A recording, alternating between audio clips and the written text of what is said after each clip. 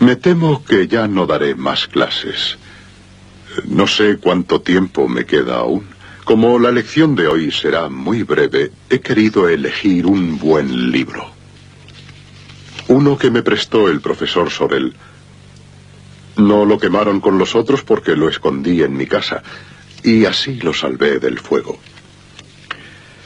Todo lo que vais a oír ahora es algo que escribieron grandes hombres. Fue escrito en una noche de entusiasmo hace ya mucho tiempo, 150 años. Eran hombres de diferente condición. Los había prósperos y muy pobres, religiosos, comerciantes, y no entraron en polémica. Se pusieron de acuerdo aquella noche maravillosa. Otros hombres querrán destruir este libro. Es posible que acabe en el fuego, pero no lo borrarán de la memoria. Vosotros lo recordaréis siempre. Y de ahí vuestra enorme importancia. Sois el nuevo país. Declaración de los Derechos del Hombre. Artículo primero. Todos los hombres nacen y permanecen libres con los mismos derechos. Artículo segundo. La finalidad de los partidos políticos es la de proteger los derechos naturales e inalienables del hombre. El derecho a la libertad, a la legítima propiedad y la resistencia a la tiranía. Artículo tercero. El principio de todo gobierno reside en la propia nación. Ningún grupo, ningún individuo puede ejercer una autoridad que no emane única y exclusivamente del pueblo. Artículo cuarto.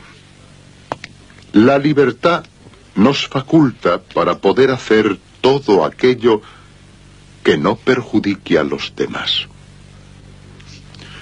Artículo quinto. La ley tiene derecho a prohibir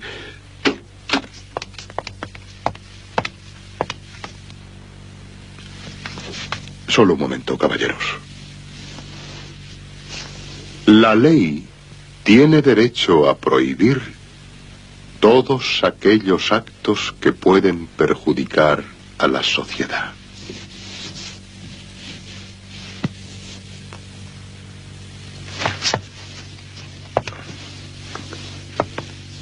Bien, he de irme.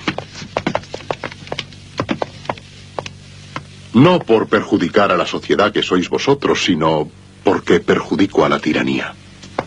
¡Vamos!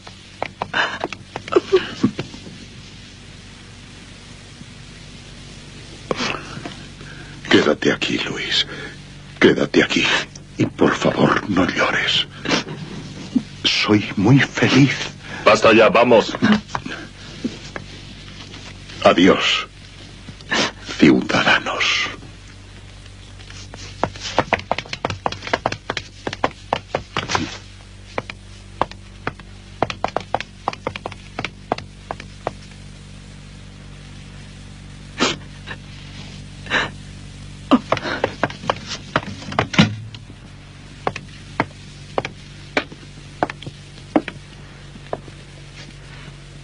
Sentaos.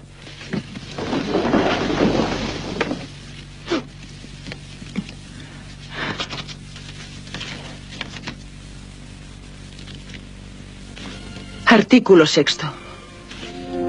La ley es la expresión de la voluntad de un pueblo.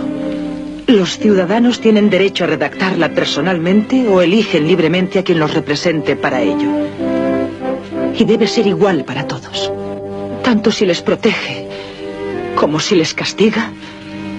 Al ser todos los hombres iguales ante los ojos de la ley, es también igual el derecho que tienen a poder ocupar cargos públicos según su capacidad y sin otra distinción que la de su virtud y su talento.